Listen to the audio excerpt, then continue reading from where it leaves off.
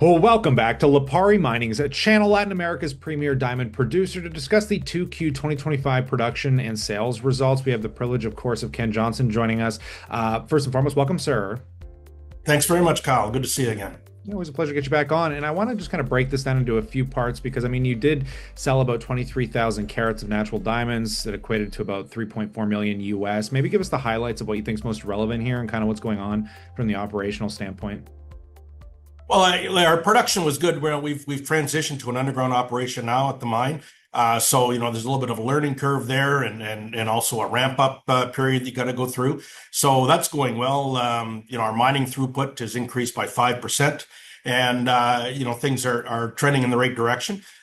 We did recover less diamonds in the previous quarter. I only recovered 23,000 as opposed to 25,000 in the previous quarter. And that was mainly because the grade was a little lower. And the grade was lower because we had more waste rock in the ore that we're processing. So, that added dilution. I ended up reducing the amount of carats of diamonds that were recovered.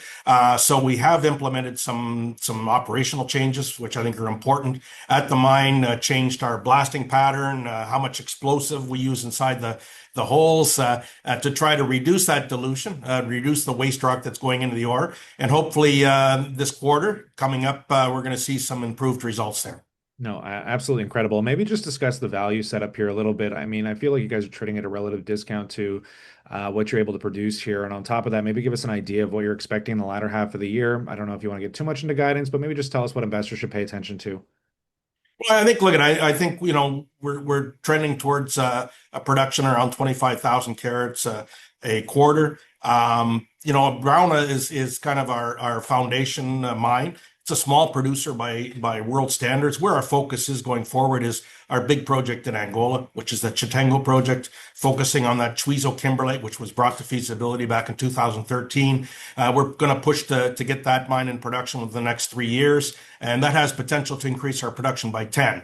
So, when you factor in the value of the Chitengo project and specifically that Chuizo kimberlite, which has potential to produce 1.4 million carats a year, as opposed to the 140,000 carats we're producing here in Brazil, you can see that the company's valuation should be much higher. So, we're going to work to get our stock back up again and increase the liquidity of the stock and the trading, and hopefully get things going in the right direction. Well, on that note, we'll pass it off to the viewers as always. We'd love to know what you think, but definitely consider subscribing for Catalyst news like this as it comes down the wire. Of course, we'll bring it to you here. But on that, as always, we look forward to catching you in the next one.